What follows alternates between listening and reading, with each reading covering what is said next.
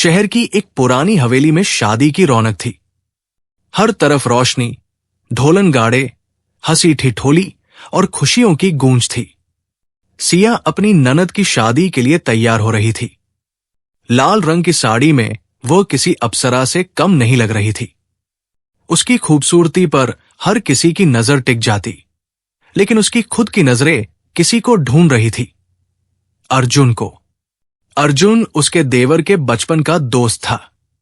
कदकाठी मजबूत, चेहरे पर हल्की दाढ़ी, आंखों में शरारत और दिल में जुनून। जब से वो शादी में आया था, सिया और उसकी नजरों के बीच एक अनकहा रिश्ता बनता जा रहा था।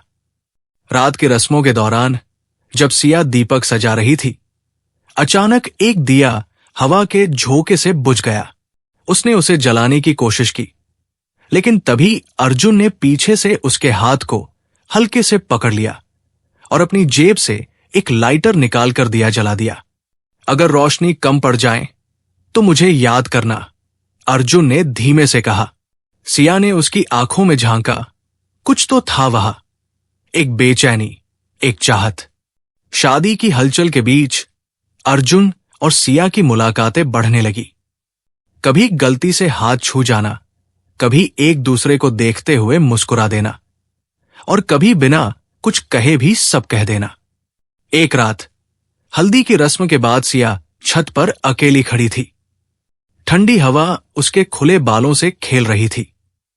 तभी अर्जुन धीरे से पीछे आया। क्या सोच रही हो? उसने पूछा। सिया ने हल्की मुस्कान दी। बस यूं ही, ये शादी विवाह का माहौल बहुत कुछ सोचने पर मजबूर कर देता है। अर्जुन उसके करीब आया। अगर तुम्हें कोई ऐसा मिल जाए जो तुम्हें हर पल खास महसूस कराए तो? सिया ने उसकी आंखों में झांका। उसका दिल जोर से धड़कने लगा, लेकिन इससे पहले कि वो कुछ कहती, अर्जुन ने उसके कान के पास फुसफुसाया, अगर इजाजत हो तो तुम्हारे बालों में ये गुलाब सजा दूं। सिया की सांसें थम गई, लेकिन उसने कोई विरोध नहीं किया। अर्जुन ने हल्के हाथों से गुलाब उसकी जुड़ी में लगा दिया और उसकी कोमल गर्दन को छूते हुए धीरे से कहा, अब और भी खूबसूरत लग रही हो। वो रात सिया के लिए बेचैनी से भरी थी। वो अपने दिल के जज्बातों को नकारना चाहती थी, लेकिन अर्जुन की नजरों में वो खोने लगी थी।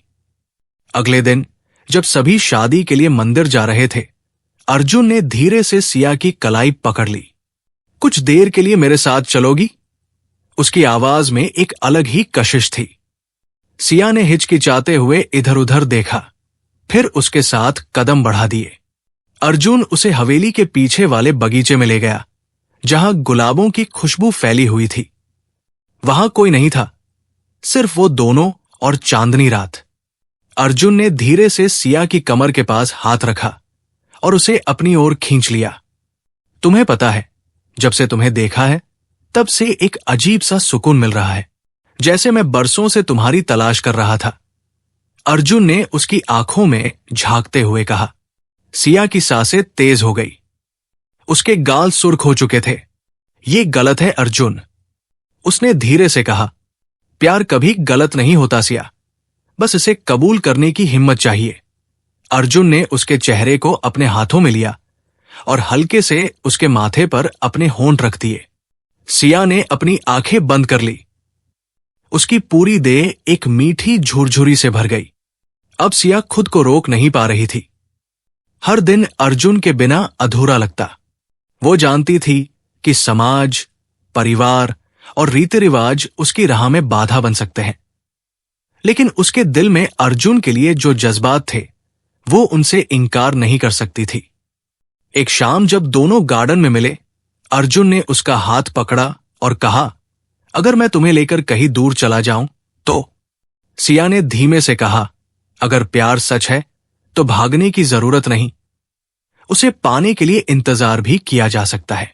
अर्जुन ने उसकी कमर को कसकर पकड़ लिया और उसे अपनी बाहों में भर लिया।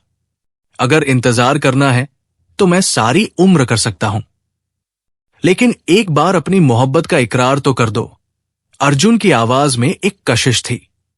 सिया ने उसकी गहरी आंखों में देखा और फिर पहली बार अपने हाथ उसके चेहरे पर रखकर धीरे से फुसफुसाई, हां, मैं तुमसे मोहब्बत करती हूं, अर्जुन। अर्जुन की खुशी का ठिकाना नहीं रहा। उसने सिया के नर्म होठों पर हल्का सा स्पर्श किया, कोमल, स्नेह भरा और अधूरे प्यार को पूरा करने वाला। उस रात चांद भी शर्मा गया था और हवाएं भी धीरे धीरे गुनगुना रही थी। दो दिलों का मेल हो चुका था।